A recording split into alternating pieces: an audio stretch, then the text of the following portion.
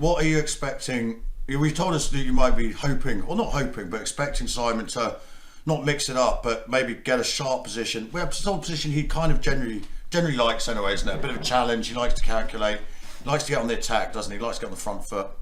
Yeah, I definitely think he would have studied his opponent's games because he's had the whole morning off. So he'll try to find something in his opponent's repertoire which he can, which he can get at, something where he can attack his opponent or try to create some complications. He will, of course, have some ideas, and one of the advantages that Simon has is that he has got quite a broad repertoire. I don't know if you agree with that, but I do, yeah. I feel he can play lots of different openings. When he was younger, he used to play the English a lot. Yes, and he's by the way, he's brought out what's called the Iron English, a course which has been very well received, chessable course. So if you like a sort of a system type opening where you don't necessarily have to remember a lot of tactics. Thank you very much, Nonsensitel. I did it with the help actually of our technical department, which was actually Simon himself. He got in touch with me from Iceland, said he's really enjoying the streams, but I've got to tidy it up a little bit. So I've managed to come back for more, and thank you very much for that. Yeah, so if you want to check out Simon's Iron English course on Chessable, please do. But Nick, you were saying about Simon's repertoire when he was younger.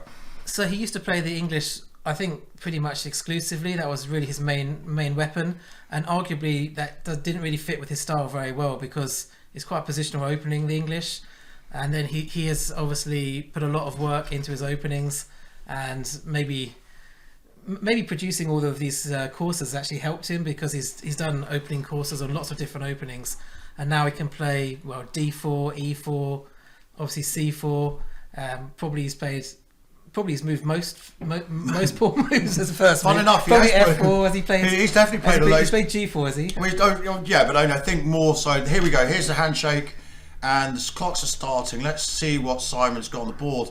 I don't rule out a Jobava London System, by the way. Let's take this move off the board. He hasn't played the English, and I believe he's gone e4. So that surprises me, by the way. I guess it's just based on his opponent's opening repertoire. By the way, Campfire Stew, I was actually just about to say, I was hoping, I'll tell you what he's going to play. He's going to play an advanced French if the guy's got e6, and he's going to sacrifice his pawn on d4. Okay. Didn't Gawain Jones play an idea like this? Yeah, it might be in his. I don't know. Sorry, unlucky King Start 1875. I'm sure that we'd love you to be able to put that link in. Let's go with the live board, by the way. Moobot's on, doing his usual thing, the Moobot. We're just waiting. Here we go. We've got the board catching up. I confidently expect Simon will play e5 here, following this idea of Gawain. So let's just go through this. I think the idea is e5, c5, the advanced French, knight c6, knight f3. I think in lines with queen b6. I can't forget the Milner-Barry gambit, because after bishop d7, by the way, just to let everyone know, if black goes for the pawn straight away, it's a big no-no. Everything gets taken off on d4, and we have this move. The discovered, checking the king, the discovered attack on the queen would win a queen. But the idea nowadays, and I was saying this the other day actually, so black can't do that. What black does first is goes bishop d7 in order to make sure there's no check on b5. White castles, and when black takes on d4, theory's showing us now that if white takes back, white gets compensation, but there are a number of lines that black can play which equalise. So now what they're doing is playing Rook e1. And I was saying the other day in a video I did to cover Simon's games, and I got this, sorry if I'm speaking too much, Nick, I've got a bit of experience in this, that's why. I was saying the other day, if you check out Matthew Sadler's brilliant YouTube channel, Silicon Road, he was talking about a structure in the French, which is the Winnower line. Sorry, forgive me. So that's knight c3, bishop b4, e5, c5. So not dissimilar to the advanced French structure. a3, bishop takes knight, pawn takes knight e7. There are some ideas of queen g4 here, but the engines have shown us this idea of h4, h5, h6, queen c7. And now Alpha Zero was playing a lot of pawn to h5, and it allowed the following: pawn takes, queen c3 check, hitting the rook, hitting the d pawn, white has to go bishop d2, queen takes d4, knight f3. And the reason I'm mentioning this is because the modern day engines are so happy in these structures to give up the pawn on d4. What they will absolutely not do in any circumstances is give up that very important pawn on e5. It's really restricting the black development. It's restricting the bishop from c8 developing. And these positions, the engines really like from White's perspective. I'm making the point that Simon may well go down a line where he also gives up the d4 pawn. And that's very interesting. It's really important that you retain the pawn on e5. If we go back to live position, c3's been played, but his opponent might have made a bit of a surprise by going knight e7. Thank you for letting me speak. Nick, have you played a lot of French, I believe? I have. It was more or less my only opening up until I became an international master, and then I decided to start playing a few other lines. So those winnable positions which you were showing, I've actually played them quite a lot myself, and I've covered them in a French course on my own. But yeah, they're definitely very interesting. This move pawn h4 is a kind of way of avoiding the queen g4 main line positions, and it can be quite dangerous for black. So yeah, I guess some black players probably would try to avoid it, although I do notice that Magnus Carlsen has played into these lines with black, Richard Rapport as well, so there are probably some ideas for black even in the Winnower main lines. But certainly the advance is quite a good opening. There was a period where the advance was considered to be not quite as strong as knight c3 or knight d2. I think Alexander Grishchuk played it a while and he got some good results with it. And actually, when you start looking into the positions, it does offer some chances for White to try and fight for the advantage as well. So it's an interesting choice. You're very patient there, Nick. Thank you. I got very excited there, just trying to bring my little knowledge to bear. And I thought I'd better get it in before you were able to talk about the French. You've done a French course, which was talked about the other day, haven't you? I have, yeah. So, yeah, the French is just an opening which I think is quite good for reaching double-edged positions. And my main repertoire has been to play either the French or the Sicilian, but that's because I play in the English scene a lot, and I'm looking for openings where you can try to play for the win as black, whereas the elite players tend to play e4, e5 a lot, which is generally more solid than playing the French. But yeah, an advanced French with early knight e7 is a bit of a nuance. I was going to ask you what you know. So I genuinely think Simon was kind of preparing, and I don't know if his opponents played this move exclusively, and if he has, then kudos to his opponent for maybe he was aware of what Simon was trying to achieve here, and he didn't want to go down a theoretically well prepared line for White, which really can be quite dangerous, very much in Simon's style. I actually played this side of an internet game against Simon, and I never got my pieces out of the starting gates. Basically, it was horrible. But his opponent has played the interesting early knight to e7. What's the idea behind this? We've got some ideas in the chat. Someone's saying, and I'm sure you can read that as well, Nick. Yeah. Maybe this knight comes to c6. Well, exactly. If White plays knight to f3, if you bring the b8 knight to c6, then you're back into the mainstream positions again. So it would be slightly unusual for him to continue that way if he's trying to avoid Simon's opening preparation. Yeah, he could go for Well, he has actually played knight d7, Nick, just to let you know. He's played knight d7. The live board up. Yeah, so he's trying to go for a different structure, maybe moving the e7 knight to c6. That appears to be his plan. I would suggest that it's slightly suboptimal, but it's still it's a good way to avoid the theory. I mean, it's going to be like a Tarrasch, but White hasn't played knight d2. So, like, talk us through what a Tarrasch. So e4. Talk us through what if you go for e4, e6, d4, d5, knight d2, knight f6, e5, and then knight back to d7, and then knight gf3, c5, c3, knight c6, and then bishop d3 is the main move here. So compared to the position which Simon has reached, he hasn't actually played his knight to d2 yet. So he could have a similar position, but with his knight still on b1, which does give him extra options. I'm not sure whether he'll. So you're expecting at some point Black to place the e7 knight on c6 in the current position, and so you can see some similarities to this position here. But White's not committed the knight. He's not committed the knight yet, which might give him extra options. Obviously, he could transpose into this line if that's what he chose to do. I think the thing is, after this e4, c5, c3, after his opponent's knight 7, I mean, Simon, as you said, he's played a lot of French himself.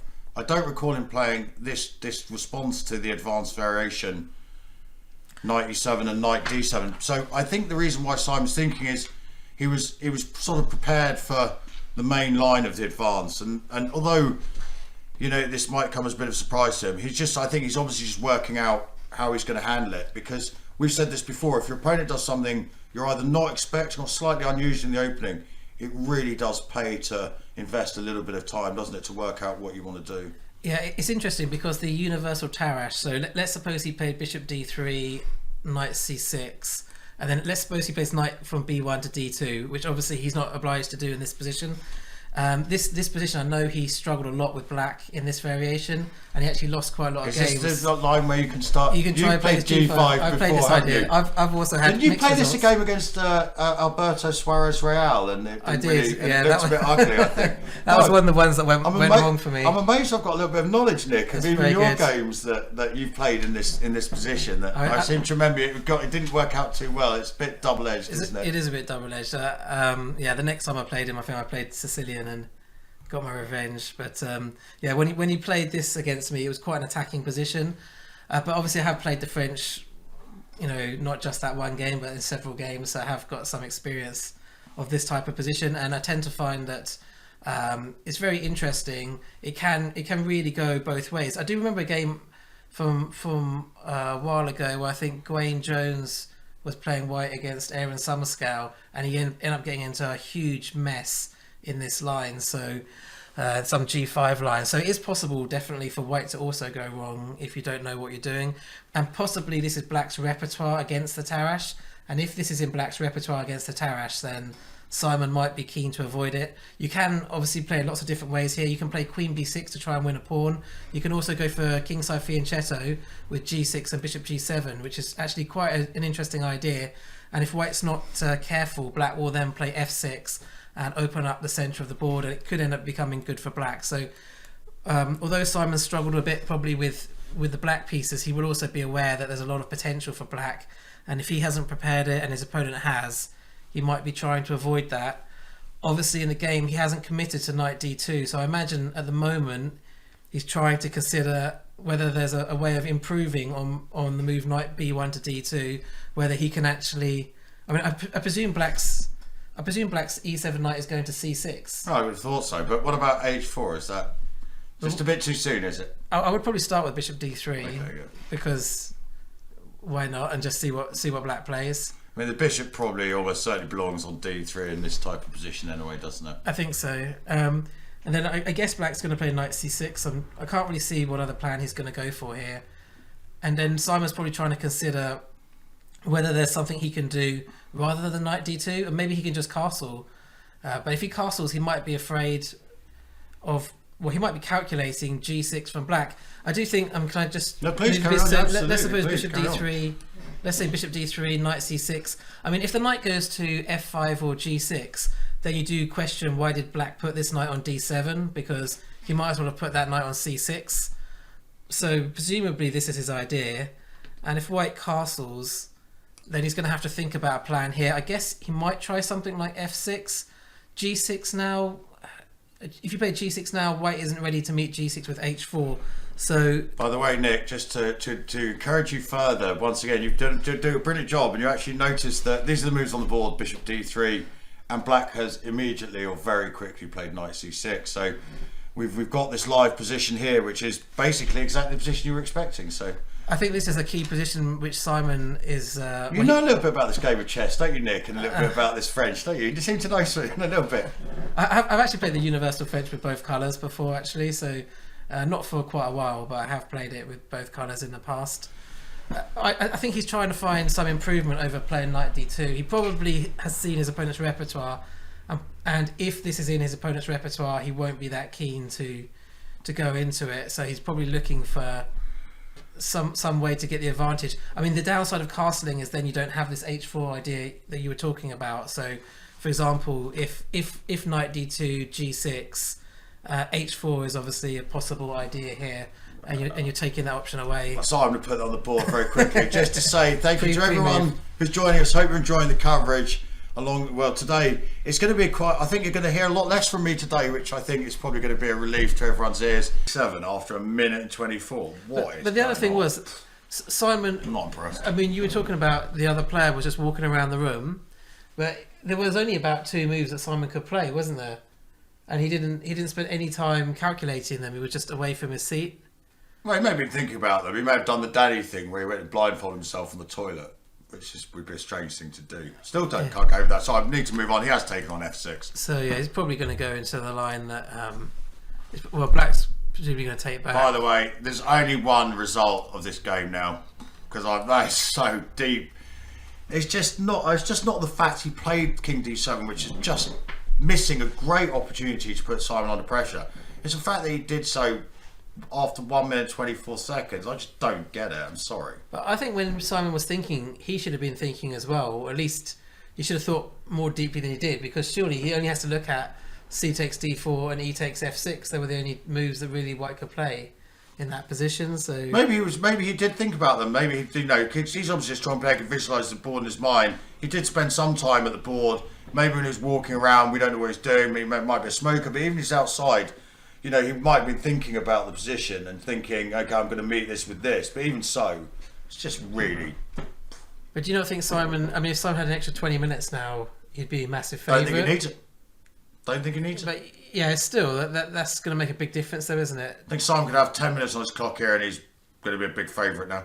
And also, just like that sort of mental and emotional stimulus he'll get from I've dodged this huge bullet. Of course, the more time he has, the better it is. And maybe I'm overstating the point here. Yeah. But I just think that mentally he's going to be so relieved that he didn't have to face Queen B6.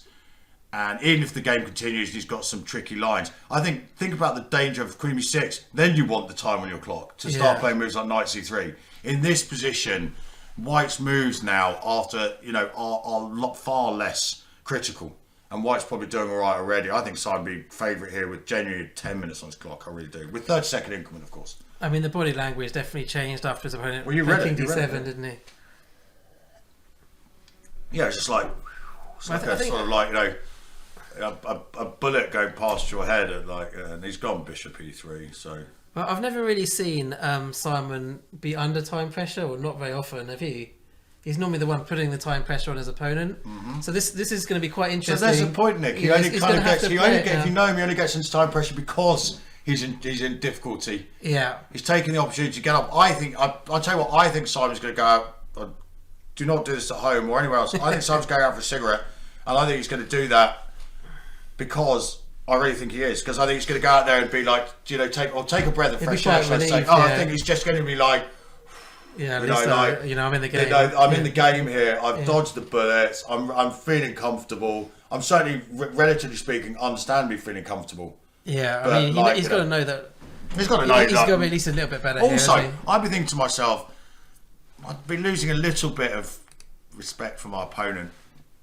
Am I being a bit harsh there, Nick? Just because it was just like the fact. I honestly think his clock handling has been worse. Yeah, it was a strange move to blitz out, wasn't it? Especially as we said, I think he's going to try and play another move to get another few minutes off Simon. I think he's keen to play very quickly here again because he wants to take advantage of Simon's errant or absent ways.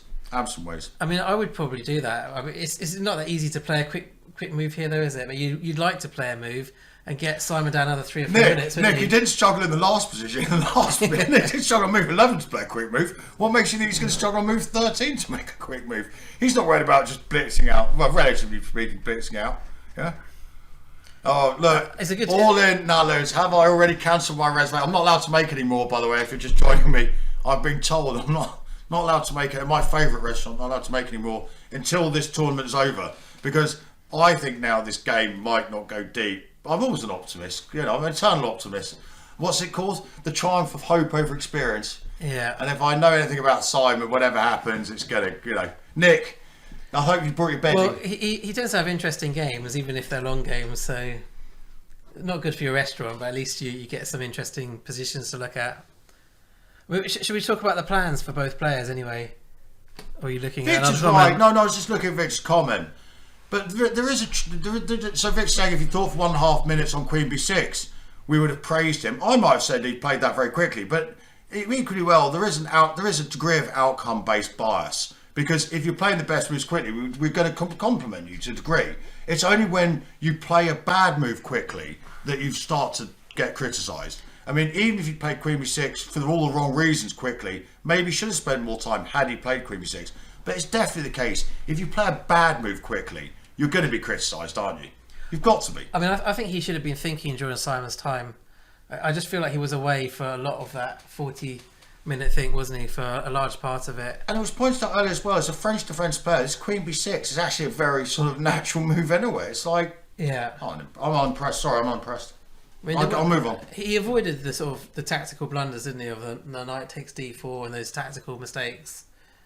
Yeah, you've got to be better than that, though. I mean, we're talking about pretty high level. We're playing a Grandmaster here. You can't just sit in front of a Grandmaster and think, well, if I avoid tactical blunders, I'm going to be all right. That can't be a great... I mean, we'd never sit in front of you, Nick, and whatever chance I've got of getting a result, thinking all I've got to do is avoid mistakes to get a result against you. That's not going to work, is it? It's not going to fly. I mean, if you're playing against a stronger player and you've got an opportunity to put them under pressure, you've got to try and take it, haven't you? You don't know, because the opportunity might not come again. And the guy has made another move, and I think he's very keen now to get a couple more minutes off Simon's clock. As maybe he's seen Simon. I don't know how big the tournament hall is, what the scope of vision is, but he's seen that Simon's not coming back in the next 30 seconds. Yeah. I mean, by the way, Simon can get up a little bit of a jog if he needs to, but I'm not sure. Can he run? Is he? Sorry? Can Simon run? Can he? Run, Simon, run, isn't it? Run, Ginger, run, yeah? But I haven't really seen him run much. No, he does. But I don't think... I think it's probably frowned upon in the tournament hall to be jogging or galloping back to the board just because you've sort of stepped out, especially if you've stepped out for a cigarette or a breath of fresh air. Didn't that happen to Magnus Carlsen, didn't it? When he was a Blitz game and he ran... Well, he came to the board with this in the World Blitz last year. It was 3+2 and he came with 30 seconds on the clock. Against Kovalev in round one, yeah. But I saw that game and his opponent was just so bad. His opponent basically wasted his... I think he gave it back. I think, but there was a concept that he kind of politely gave it back, which is, I wouldn't do that. Not because but just, why would you do that? But he looked quite weak because it looked like he was just spending ages. Magnus didn't exactly run to the board. He looked a bit dishevelled and he rushed to the board, but he still didn't get a gallop up, you know what I mean? It is sort of like... So, okay, let's go back to the chess anyway. I think the chance of Simon exchanging queens now is about 0, basically, isn't it? Well, it's 1,000,000 to 1. 1,000,000 to 1. It's like the chance of anything coming from Mars. 1,000,000 to 1, he said. Yeah. But still they come, so I don't rule it out. War of the Worlds reference there for you, Nick, if you didn't know. Okay. Yeah, I think it's very unlikely. It's very unlikely he's going to exchange queens. He's going to try to keep them on the board. Simon has he played already? Mughal coming in with the call there, Queen F3, which, what did you suggest? Well, I wanted to attack the pawns on F6, of course, and maintain your fun edge in the position. Increase the development lead, Queen F3 has indeed been played. You think Simon's a big favourite now? I think she should win. I really do. By the way, I not just think he's going to win, I think he's going to win without recourse to some even with his time management. I think Simon's going to win without. I think Simon is never going to. I think the valuation is never going to go away from it might dip a little, but whatever it is now, I think it was about +1 roughly, maybe more. Yeah. But I don't think the valuation is ever going to go below that. Pretty much, I'm that confident now. Yeah, it just increases advantage and just make some decent moves. And by the way, and also I'm not convinced that Black's what's he doing? It's just he's just won't slow down. Okay, I mean Black's got to try to. Do you know what? I think he's done this again. Simon's off of the board. Oh, he obviously didn't go that far away. He must have seen that Simon hadn't gone that far. Why is he playing so quickly? I mean, okay, Bishop G7 is probably a natural move, but even so. Sometimes I do notice some people they try to get up from the board.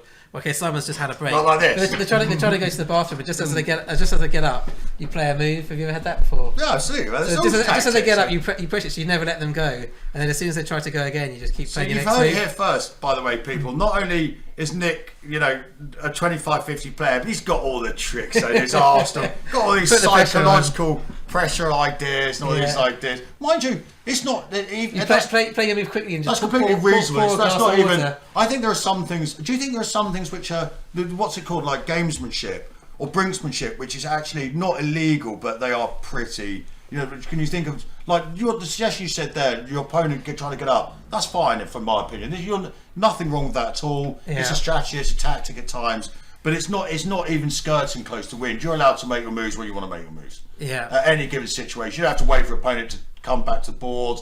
You know, you don't have to do it. But I think there's some tactics or some things which are kind of breaching etiquette without necessarily being fundamental violations of the rules. I think of any that spring to mind. I mean, I guess if you offer a draw at the wrong that's a good example. Yeah, there you go. It's a good example because you opponent. always offer a draw in your own time when your own clock's ticking. Even if you make your move, then offer the draw and then press the clock, or things like that. I think there are some times where people do these things which are deliberate. You know, we've all played people who are not the most honourable of opponents, and they will resort to things which are. So kicking shins on the table, of course, is frowned upon. You know, even if you did sat to make your opponent feel uncomfortable from time to time, that would be an example. There you go, of like not actually kicking your opponent, but deliberately sort of stretching out. You know, oh sorry. You know, if you did that without kicking them, that would be a good example for me of saying there's no written rule that you can't stretch your legs and nudge your opponent, but to do it deliberately would obviously be. It'd be slightly rude, wouldn't it? Oh, I agree. It'd be definitely rude in my opinion. Can you look at knight b5 followed by queen g3? Okay, of course we will. I mean, sorry, multiple Nick. Can you look at knight b5 followed by queen g3? It's starting to. It's sorry, Black's move. Is it? Oh, sorry. But it's starting to feel quite critical for Black already, don't you think? Black has to be really quite careful. Well, it's critical for Black on move 11, and just one idea also. I sense a danger. This guy. This is also a possible. Sorry, this is also a possible idea as well to watch out for. And queen g4. I'm not saying you play it straight away, but it's certainly something which Black needs to be quite careful about. There you go. Or the other way. Sorry, Blue Grey Hayes, I agree with you there. So opponent is sort of like leaning in, like maybe putting pressure on the table, really kind of encroaching into your space, things like that. I think we've all had opponents who do this deliberately. Forgive me, Nick. And but I think that again is a good example of like it might not be a specific against the specific rules, but it's pretty questionable behaviour. Anyway, sorry, Nick. Back to you. Forgive me. But yeah, I think just in general, if White just plays normal moves, even if they just play castles or rook c1, for example. Tactics are going to start coming up really quickly, aren't they? I mean, Black's position looks very dangerous. The king with a weak king, it's very hard to defend with a weak king. I mean, where is the king going? Where can Black put the king? That is the problem. When you've got a weak king, it's just so difficult to play the game, isn't it? With all the pieces on the board. I think Simon will just castle now. Do you think he'll just increase the pressure? I mean, he could castle queenside as well, but I probably expecting to castle kingside. Castle kingside, bring the rooks in, and then look for some kind of sacrifice to open up the position. By the way, Nick, if you're interested, I'm declaring myself the shin kicking chess world champion in the spirit of like this Danny thing. I'm declaring myself that. I may or may not defend my championship if I get challenged, depending who you are. But so I'm a world champion. Wasn't there like one of the top level matches where they had to put was it like a board or something between the players' feet because they're kicking each other? Right, I'm trying to think who it was now. Was it Korchnoi or someone? I can't remember who it was. And there you go. Someone probably remembers, but there was a top level match where they had to put something between the players' feet so they didn't kick each other, like a board or something. I didn't know that. Did you not know that? I'm not a great chess historian. I'll have to research. Someone probably knows about it. Apparently, you're allowed to. Apparently, you're allowed to adjust your. Well done, Nick. Apparently, you're allowed to adjust your opponent's pieces on their time. I thought it was just in your own time, but I think that's a bit rude to adjust your opponent's pieces unless they're flagrantly misplaced on the square. I don't adjust my opponent's pieces. Well, in your own time. In your own, I'd ask permission as well. I sort of apologise and say, and only if they're like misplaced, you know. If it's just a tiny bit off the centre, you can't really do it. That's a bit rude, I think. Definitely again. But anyway, let's keep. Sorry, Nick. Let's keep up to speed with the chess. And the reason I'm not keeping up to speed with chess, A, because I expect you to drive that, but B, because I've lost a little bit of faith in what Black's. I'd fancy being Black from here, but I'd fancy being this guy from here. Simon's so comfortable ever since King D7, isn't he? Like his last few moves, he's taken just a few seconds on each move, hasn't he? Just less than a minute or about a minute on each move. He's just much more comfortable with the position in general. In fact, all the pressure's on Black now to find a way to get his king safe. And yeah, the OBS, I'll take that. I'll accept that. My water's going to my brain, so I'll take that challenge. Jobava, so we've got it. Nick, you've heard it here first. We have a World Championship match-up in the Shin Kicking Chess World Championship. The incumbent, Jobava, the incumbent, Blair Connell versus the challenger, Jobava from the Netherlands. There we go. Got it on. Let's go back to position before I get too excited. Do you have to wear your shin pads for that match? Yeah, old school rules. You know this has never actually taken place. It's like chess boxing, is it? It's like 2 minutes of chess and 2 minutes of kicking each other's shins. Yeah. Okay. Absolutely. We've got it on. Okay, let's get back. Complimentary beers. Maybe I could, if I get in trouble, I'll offer him a beer for a draw. Yeah. Maybe. Anyway, but does that mean that I retain the title so that we as the incumbent? Anyway, moving on. I don't know. Yeah. Okay. I may be taking this too far. So Simon's Castle Kingside. His opponent, I don't think he's going to spend a long time on whatever he does, because he doesn't seem to want to spend a lot of time on any particular move. He just wants to get on with it. I mean, maybe I'm trying to come up with some plan for Black. He needs to get this rook in the game, doesn't he? But it's quite hard to do it. I mean, so let's look at White's. Let's be positive. What are White's natural moves here, Nick? Well, I guess the most natural moves are rook c1, rook e1. As soon as you've played that, you're already looking for potential. Well, obviously, with the queen on e7, this knight takes d5 is very much hanging in the air, isn't it? In so many which ways. Yeah. Is it worth trying White playing h4, h5, h6? Probably not in this position, but we appreciate the suggestion. Thank you very much, Chess Chef 66, with a 27 months tier 1 subscription. Thank you very much. Black may have big plans for after the game. I agree. I think Black's definitely got big plans for after the game. Maybe Black has got big plans for something to do in Reykjavik. Daylight's running out, and he got so frustrated with Simon's 40-minute thing. He's got so upset that he's got a time scale here. Like the game's got, so it's 5 o'clock local time in Iceland. Maybe he's got this this game's got to be over by 6. So he's got to now make up for Simon's exhaustive time usage, so he's got to play quickly. Maybe that's the point. Absolutely, good suggestion. I mean, a lot of people, in seriousness, when they go to these tournaments, it's just a holiday for them. They're not professional players. They want to, see the sights, or maybe go out for dinner with their friends, I guess. So well, hold on a minute. He's seen one of the biggest draw cards in chess, and he's sitting opposite. Why would you not take a bit more time? When you're sitting opposite Simon, what more do you want in the world of chess? Take in the moment. Don't rush it. He might not get another chance. There's no spring chicken his opponent. Let's be fair. Knight b4 is not a problem. Well, I wouldn't have thought so, because you can always play bishop b5, can't you, if you want to? I mean, Black really needs to think about getting these pieces out. It's actually, I mean, how is Black going to get the pieces out? How is he going to get his? Well, it's just very hard to get the king safe at all, isn't it? I mean, you'd like to put the king, I guess, on a8 if you could get there, but you probably can't get there, so you might just be stuck in the middle. With you. Yeah. Is that where you get your ear cut off, wasn't it? No, exactly. That's right. That's right. Steer's wheel, by the way. Jay Rafferty. Yeah. The band Steer's wheel. How's your singing, by the way, Nick? Because we might encourage you in the chat. We want to encourage Nick. I spiked you with this. I think Blair. I think you're a much better singer than me. There's only one person who can sing on this channel, Nick, and that's Grandmaster Daniel Gormally. We have you here for the chess primarily. How would you be feeling as White here? I think you've kind of given us. Yeah, I'd just be very comfortable. I mean, if I was Black here, I would be very uncomfortable. I'm just trying to think what you can actually do as Black. It feels like it's worse than +1 here, don't you think? I think it's probably already, but I think that was already a few moves ago. I think this is just. Yeah. I'm not really worried about the valuation here. I think White's better prospects, better position. I think stronger player in principle as well.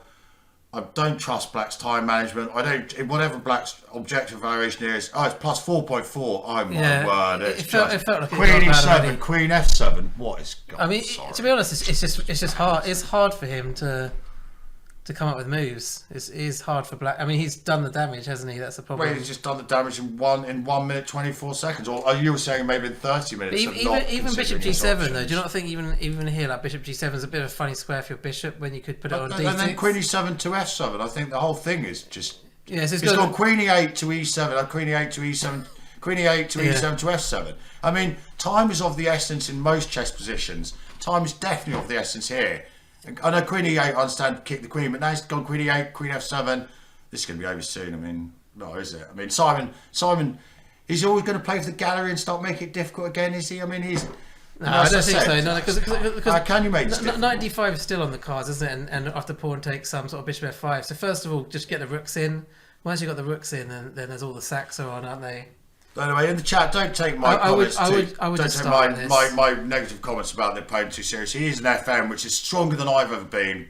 But I'm still not impressed by. I'm not impressed by the speed of his pool moves. But there we go. What do you think? Just bring the rooks in first, and then. I mean, if we're being told it's plus 4.4, that's obviously a computer evaluation in the sense that white that as any skier would say here, that's bordering on being a rook up. Clearly, white is nowhere near. You'd much rather be a rook up or a bishop up than plus 4.4 here. You still need to do some work, but why not just improve the position? It's very hard to see how black's getting out of this. So, he just can't get his king safe, can he? Maybe I'll start with rook e1 to try and discourage the king from running over to the king side. Although I don't really know, it's still weak there anyway, isn't it? So. It's quite hard to see where black's king is actually going to. I mean, the crazy thing is materials level as well, Nick. It's like I'm not even sure. It's one of those. I'm not sure if you took like a pawn or two off for white. Is black going to sort of play like this? Do you think is that his plan? To try to start with rooks. Someone's saying start with rooks e1 so the bishop can retreat after knight before, but. Knight before I think still gets hit by bishop b5 check here. But we're saying this computer evaluation, because if Stockfish was playing itself here, it would be 100 wins out of 100 for white. And that's why the evaluation is getting so high. From a human point of view, it's not, in the old school way of evaluating things, plus 5 would be an extra rook. So an broadly equal position with an extra rook for one side. Clearly, white is nowhere near in a practical sense a rook up here. But the computer evaluating so heavily because their horizon is just saying that black is not going to survive in the long run. So it's tending towards this increasing every move that goes by, even if they both play the best move, the evaluation would just go up and up and up and up. Yeah, definitely. Even if they both play the top engine choice every move. Let's get back to the game. Simon has played a move. What did he go for? Simon and rook FE1. Yeah, so one of the moves we expected. And of course, even then, what I'm impressed by again. Look, Simon's got off the hook here. He's in this. He'll know his position is fantastic. He'll be very optimistic. But even there, Simon spent. Simon still spent with 20 minutes on his clock, 22 minutes on the clock. Simon still spent 3.5 of those minutes playing what is a very decent move. But he did not suddenly blitz out rook f2 e1, even though. If he was playing an online blitz game, he probably would have played that move instantly. He's still respecting, the time management or investing a bit of time each go. So I think Simon knows that time, if he plays some couple of really strong moves here or really decent moves, black could be in danger of losing quite quickly. I don't know if you sort of ever set yourself like challenges when you play games. When I'm playing a game, if I was playing someone. Say, let's just say 400 points lower or 300 points lower than me, I probably would aim to win in under 30 moves. I don't know. I just think you've got to try and be as really precise every move, and that would be sort of a bit of a goal I'd have in my mind, that I'd want to sort of maximise my position at every point. So even if it was a case, you wouldn't want to be as low on time as this, but even if it was a case of deciding between, say, rook e1 and rook c1, you want to get it right. You want to get it right. You want to that'll be a valuable skill going forward, won't it? Thank you very much. Here's move 17. Yeah, because obviously the better you play chess, the more disciplined you are. And I think that, as you say, people aren't. His opponent's not a professional chess player. He's probably not the end of his world if he loses to Simon's black. It's not exactly the most unexpected result. And even if you got a sort of Lula Robs, thank you very much for joining us with a raid of Party of 66. Welcome, Lula.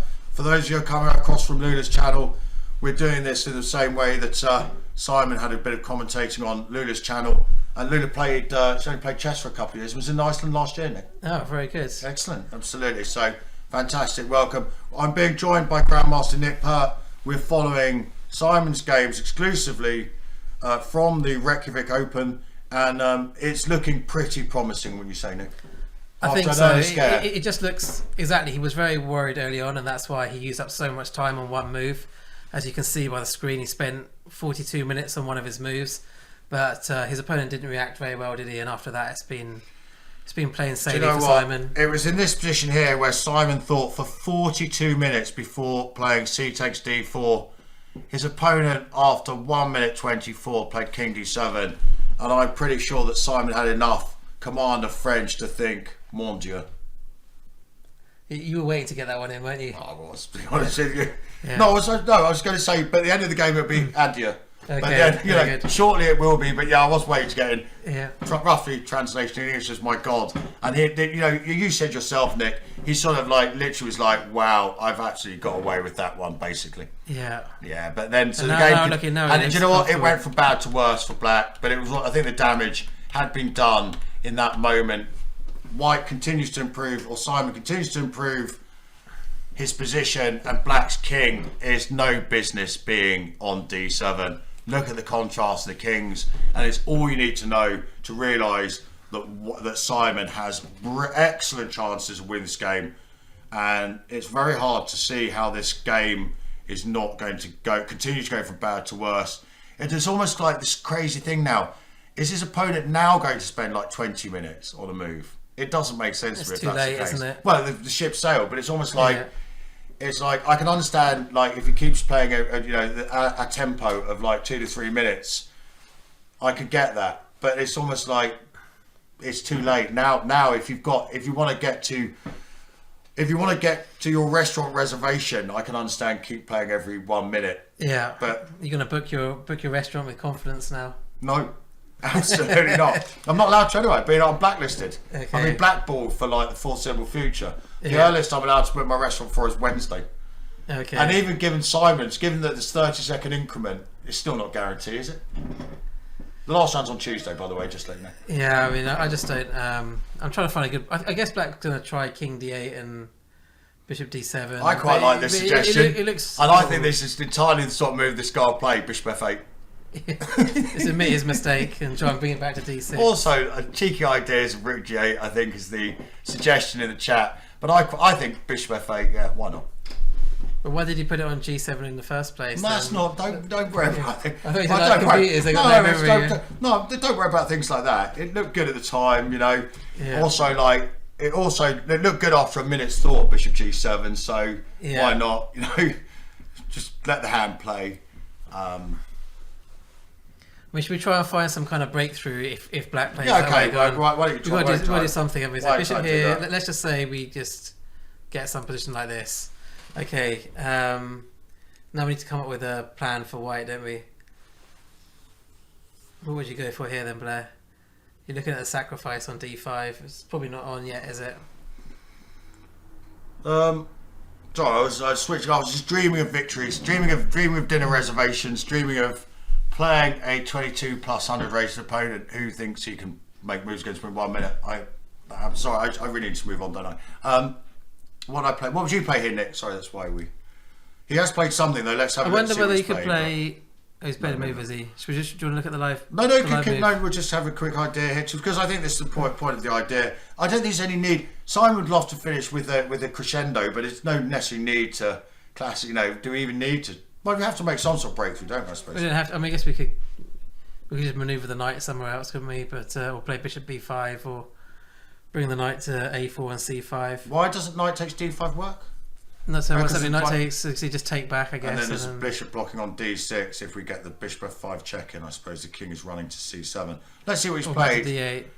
D8. Has that- You might have to get away with Bishop F4. And By keep the pawn way, up. everyone has not recovered from bishop G1. The reason why Chess Pats UK, it was apoplectic, similar to my apoplexism with King D7, if that's a word. Not King D7. He's not recovered. That's why he's not joined us today. He's played Bishop F8. You're joking. So he's played basically Queen E8, Queen E8. His last few moves have been Queen E8, Queen E7, Queen F7, and Bishop G7 back to F8. Well, they say it's memoryless. You could admit you're, like computers. You just admit your mistake and put your I piece of the better suspect. square. By the way, it's quite possible that Bishop F8 was the top engine move. So Okay. So this that's guy's impressive. actually, because this guy's showing a little bit of like, she's shown some skills without. Yeah. That's not meant to be a joke. He can admit his own mistakes. He's prepared to say, yeah, no, I've got it wrong. I'm still fighting. I'm still here to play. Bishop F8 is the move. Show some respect. I'm being told off, by the way. So, do I think I've overdone it? I've possibly overdone it, but it's not. I agree with your bias. Like, this is okay. I need to temper it. I'll rein it in a little bit. Okay, let's try. Let's see if we can find something. Okay, let's say we have this position. Yeah. Which is quite likely, I believe, by the way. Yeah. What we're gonna do then?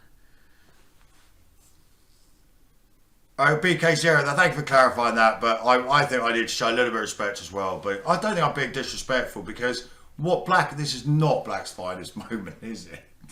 And to have that opportunity of playing Queen B6. Okay, move on, Blair. Sorry, Nick. Let's go back to. Let's concentrate. Come on, chat. Let's work together. Let's see if we can find.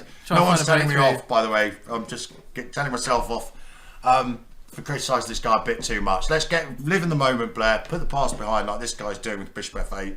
And try and find a winning line or a very strong continuation for White here. Yeah. I mean, something like Queen H3 would threaten the D pawn, but he can just easily meet it with King D8, so it's probably just not worth playing that move. So you could play here, which would threaten this. But I think it's just a one-trick pony, isn't it? They just drop the king back. I mean, you could maybe win that pawn if you want to. I want a bit more. I don't really want to. Yeah. Since we are plus 4.4.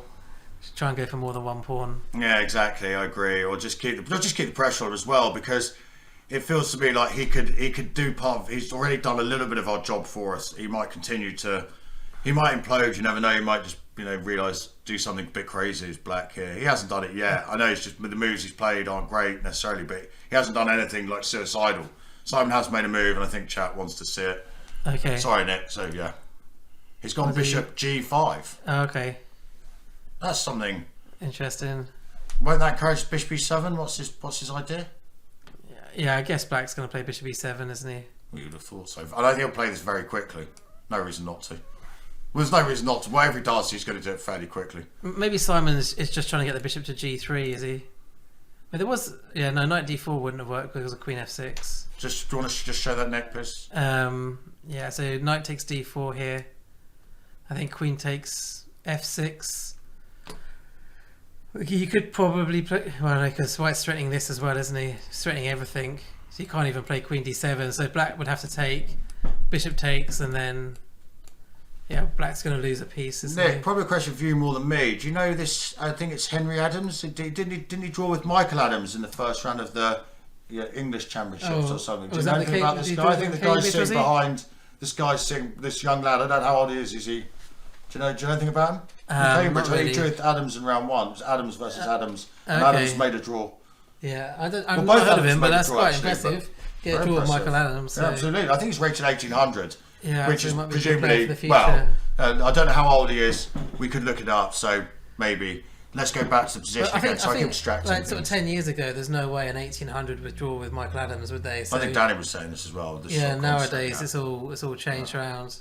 By the way, I'm not 100% sure that's right, Fortunalux, but someone said that in the chat, and it makes sense because I know that he's been doing well in this tournament. He's on the appropriate sort of score, so I think that's who it is. And he's actually played Bishop E7. No. Well, he will do, so he'll play it very quickly, won't he? As I say, whatever he's going to do, he's going to do it quickly. The question is whether you're afraid of knight takes D. Well, you're not afraid of it, but whether you need to do something about knight takes D4.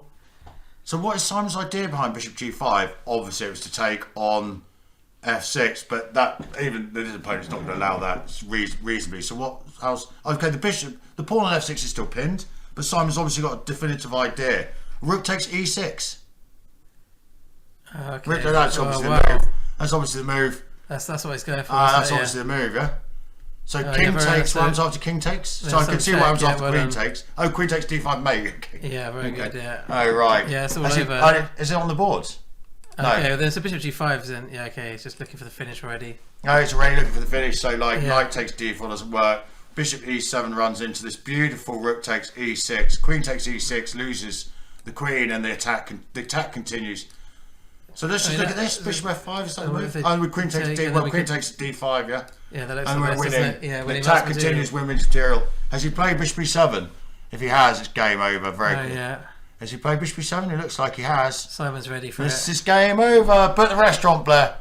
Book the restaurant. Oh, he definitely. Yeah, I'm due a short day at the office, so Nick. So Yeah. I kind of like, for all my criticism of his opponent, Simon's I'm about to sacrifice a win move. Yeah, he's done this every time. Looked out the window before putting these chicks off. He's looked to the side, taken in a bit of the harbour or wherever they are, and here he goes. There, it's on the board. Played with panache, and I think this could be resigned.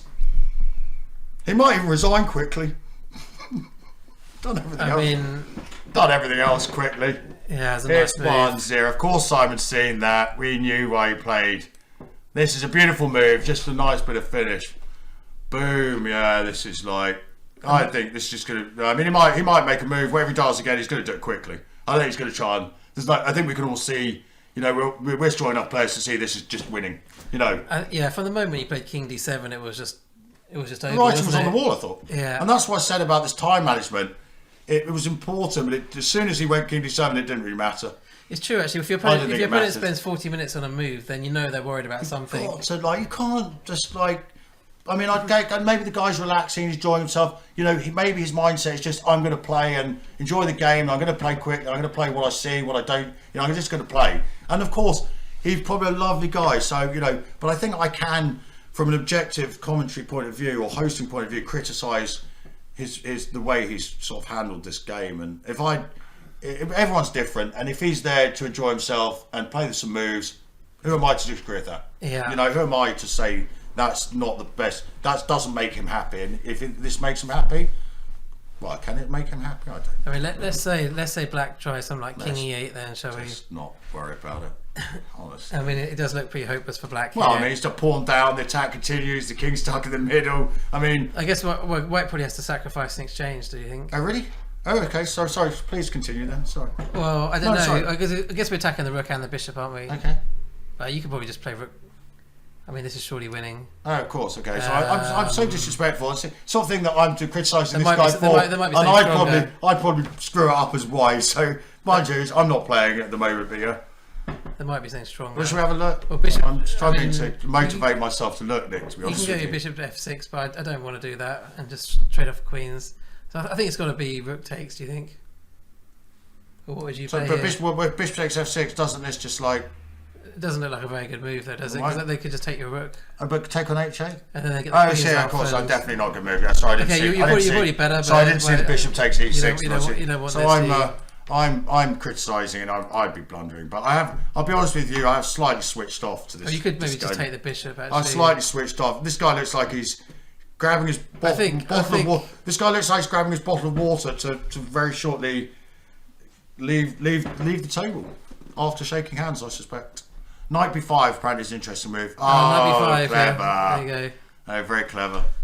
Very knight b5 here. Oh, with all the forks. Yeah. What happens after bishop takes e6? What am I missing? That's true, actually. Yeah. Maybe that's a way of blowing it.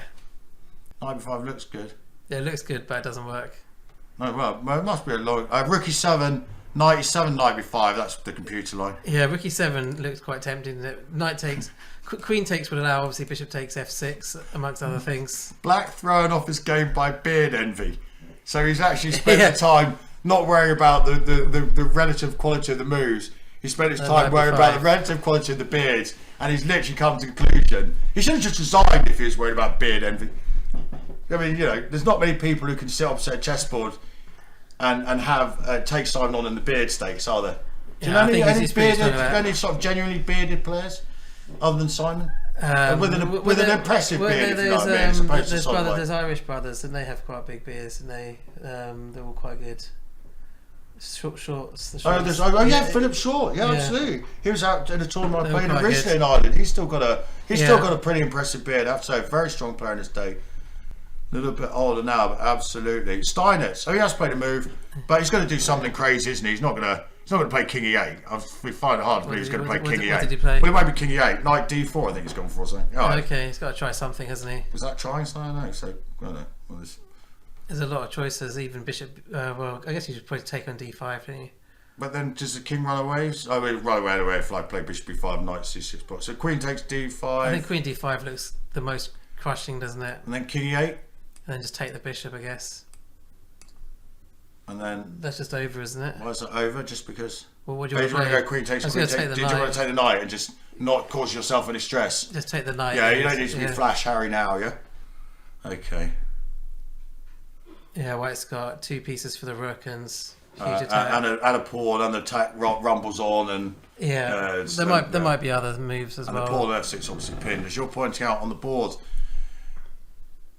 Nick, it looks like it's going to be quite a quick day at the office for you. But the one, if we want to talk about the game, the interesting, very punty, speculative opening by Simon, a 42-minute think, and his opponent, for whatever reason, not taking his time in that position to find what would have made the game entirely different, wouldn't it, Nick? I mean, it would have made the world of difference between really king b7 and queen b6. I mean, if you played queen b6 and Simon's only got 20 minutes on the clock, that is a scary position to be in, isn't it? Well, it's probably a scary position even if you've got an hour on the clock. If you're down to 20 minutes and you know that, one wrong move and it's... Let's keep up the state of the live board. Simon has made a move. We suspect it's going to be queen takes d5, excuse me.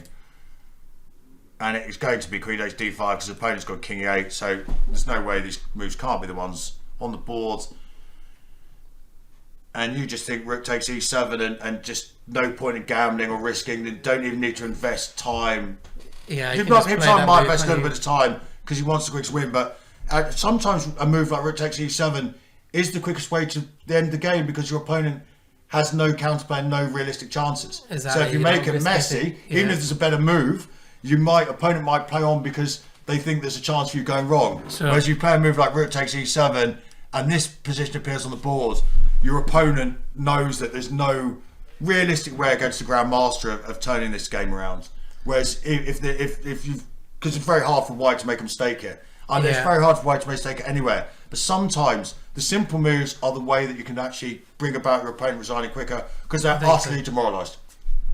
I mean, he could just drop the rook back if he wants to. It's still winning, but I think it's still winning anyway. I think he'll play rook takes e7. Maybe that is the best move anyway, of course. I suspect it could be the top computer move just because it's so... Mind you, there are so many ways to win. I think I've got a little bit of an Incredible Hulk thing going on there, by the way, Nick. I'm now talking about... I think I've got a bit of this... Well, you're turning green. No, it's the backdrop. If you look at the sort of like, I've got a bit of a green... I'm so angry with this guy's performance. I'm going a bit Incredible Hulk on him. Okay. Yeah. So angry with what he's done, but do you know what? I'm quite happy to have a quick day at the office. Of all the days I should have booked my bloody restaurant, today was the day, but I got banned. So there we go. I'll be back in their good books. Why not stack rooks on the e file? Well, this might be hanging, of course. The rook's under attack, but that in principle wouldn't be a bad idea, of course. But white has many options here. I mean, if you drop back, that's still winning. But look how keen Simon is to not muck this up. Here he goes. There you go, Nick. Well done. He has absolutely. I don't know if there's anything else. Obviously, there are other moves, but very simple. And this is demoralising for black. Completely demoralising. White's going to be a pawn up. He's going to have a bishop and a knight for a rook. The king's still stuck in the middle. He might resign. As what's the old classic cliche? He's material up with compensation. Yeah. As the old phrase goes. Why did I get banned? Marcosi, I booked my favourite restaurant 3 nights running on the expectation that Simon was about to finish the game one way or the other, and he managed to continue those games for like over 5 hours each time, 5.5 hours each time. So at that point, I couldn't make it. That's why I'll always be welcomed at McDonald's. I've got a standing table at McDonald's, so I don't know. There are other fast food restaurants are available, by the way. So, by the way, Nick, thanks again. I think we're working on the basis this isn't going to last. Just to let everyone know, there is a big sale on at GingerGM.com. Check it out. I'm going to see if I can add just this very quickly. Let me just add this little... As the game is not quite over, but it's pretty much over. Just going to just show you this sale that we've got running, because if we want to support Nick's done a fantastic endgame course. If you want to support that, brilliant. There are other things going on. I haven't teed this up, so I do apologise. Here we are. Just to let people know, if you want to support Simon, support GingerGM, there's up to 50% off everything at gingergm.com. That will be only for the duration of Simon's participation in Reykjavik. So that will pretty much end tomorrow. We'll go back to the live pictures. Please check that out. Nick's done a fantastic thing there. Nick, you've also done a lot of good stuff for Chess Base as well, yeah? I've done a few DVDs for them as well. So I've covered lots of different areas. Obviously the end games, the end game ones for GingerGM, they're based on different rating categories. So it starts off with quite basic end games, and as you go through the chapters, they become more and more complicated. So anybody who's looking to improve their end games with the GingerGM, they can set yourself a goal. Some of the ones in the final DVD are actually like pretty complicated, but the ones at the beginning are quite basic.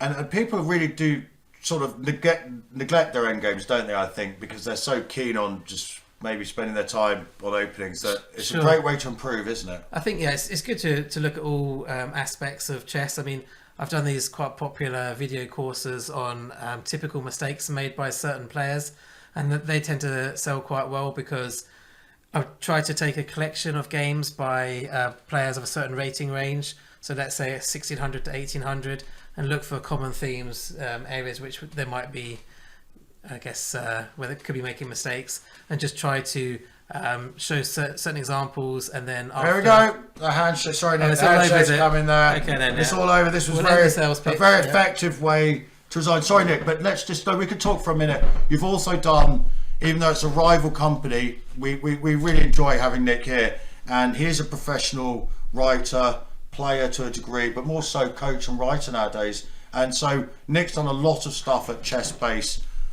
So check out some of Nick's stuff there. Simon has as well. And look at this, Chess Chef 66. Thank you so much for gifting 5 tier 1 subs to the community. Very kind. Thank you. We will just have a quick review, Nick, if that's right. We can't let you go that easily. We'll just go back to the start. Let's just have a little review of the game as the handshake's over. Black actually is quite disappointed. Maybe it's understandable, but I might be a bit disappointed. Let's just show the key moment. We thought that Simon, we won't dwell on it, we thought that Simon had this idea in mind. His opponent surprised him a little bit. If you want to watch this back in more detail, Nick's an expert in these positions. If you want to learn a little bit about the French defence, just watch the start of the stream. Obviously, you can go onto Twitch. It'll be there for at least a month. So instead of like rushing Nick through it, let's just get to the 2 key moments. The first one, I believe, being Simon's speculative knight to g5. He knew what he must have known. This was a bit dodgy. It worked out in the end, but yeah, it was quite a risky move, wasn't it? I mean, he could have played obviously knight d2 transposed into the universal Tarash, but instead he went. We could have just played castles or something simple. Instead, he went for the speculative move, and his opponent, to be fair to him, actually responded in quite a sort of good fashion, didn't he? At the beginning, he did. He really. We were told that if you really knew your stuff, h6 was a good idea, but he did call his bluff, and the immediate bluff call, and I think c takes d4 is a good move. Simon, understandably, followed in with knight takes e6, f takes e6, queen h5, king e7, bishop g5 check, knight f6. And suddenly Simon sank into what transpired, what eventually turned out to be a 42 minutes and 32 seconds thought. We were, again, if you want to see this in more detail, we don't want to rush it. We worked out in the end, there were some crazy ideas. The best line, we believe, for white is to try and maintain a bit of pressure by taking on f6. Yeah. Nick beautifully spotted that, sorry, please. Yeah, I think the main point is you need to get your king safe quite quickly as white, and that's why we thought e takes f6 and then bishop h4 first was the best line. But we did want to play c takes d4, and that was actually the move which I thought of. I think even several moves before they got to this position, we thought about the c takes d4 idea with lots of tricks that black could potentially fall into with moves like knight b4, knight b4. Just show the knight b4 one. Just show this one. So this was one possible line. Takes. Yeah, bishop takes f6. Because it's a really nice tactic which has come up in French positions, I believe. Yeah, some funny stuff that can come up. Queen check and queen takes queen, and then just one last trick to watch out for after knight takes bishop. Just you don't want to put your king on the wrong square. So just show what happens after king d2. If you play king d2, for example, they could check you here or here, and then white will lose the queen. But I think as long as white's careful and puts the king somewhere else, then it should be good for white. White's going to be ahead on material, and the black king is still quite open. Shaq Prof, just very quickly, if white wins, they put the white king on e4 and the black king on d5. If it's a draw, they put the kings e4, e5. If black wins, it's the king on e5 and the white king on d4. It's just the way the boards are programmed. But like we said, I think one of the comments said, queen b6 was really the critical move, wasn't it? Absolutely. That was the one that we were afraid of, and actually it was just really powerful because these two threats with the queen are just very hard to meet. And Simon would have been in quite a lot of trouble there. He looked very, very uncomfortable when he played this move, c takes d4. I think he definitely had seen queen b6, don't you? And we think he might have punted on with a move such as knight c3. Yeah, but it would have been a really... But we know that the computer's... Well, he would have had to have gambled something at that point. Yeah. We know the computer was really happy for black.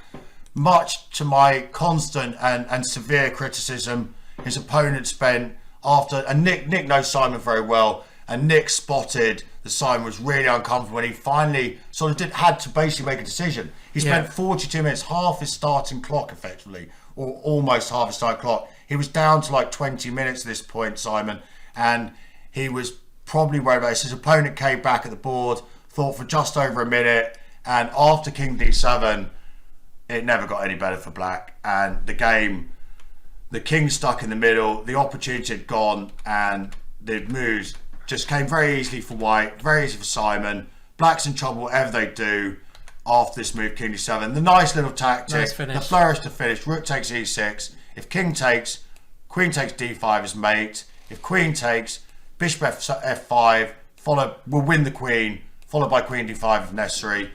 Black tried knight d4, but Simon just played a very comfortable way to finish out the game. A nice idea. Well, there were some other ideas. You want to look at the game in any more detail, to do it justice, or to do our analysis, or Nick's analysis justice in particular, do tune back into the key parts of the stream, and you can see some of those discussions. Nick, it's been other than that one moment, or the 42 minutes of fear of Simon, which were wiped out a minute later. His 42 minutes of debate were put to one side after a minute. I mean, he was just very relieved. I think when his opponent played king d7, you could just see that he knew that he was comfortable. Here we go. Simon's joining us, and he's obviously got some ideas. So by the way, in the chat is not me, it is Simon. So we'll go back. Going to look at the game with the opponent. Sorry. Okay, Simon, what was your idea quickly after queen b6? What would you have played? Do we know knight c3 we're thinking? Sorry about this, Simon. We missed you. Anyway, okay, Simon might have told us if I'd been a bit more alert to what was going on there. Anyway, look, thank you very much for joining us. One way or another, a quick victory for Simon. Please join us for the last round. I'm not quite sure he'll be in with me tomorrow, but please join us, or join me for the last round tomorrow. Nick, thank you very much for coming in. Best of luck with everything. Yeah, thanks to everyone for tuning in and watching, and hopefully it was interesting. And thanks, Blair, for hosting. And that's very good. And check out Nick's stuff, both at GingerGM and ChessBase. Take care, everyone, and we'll see you guys soon.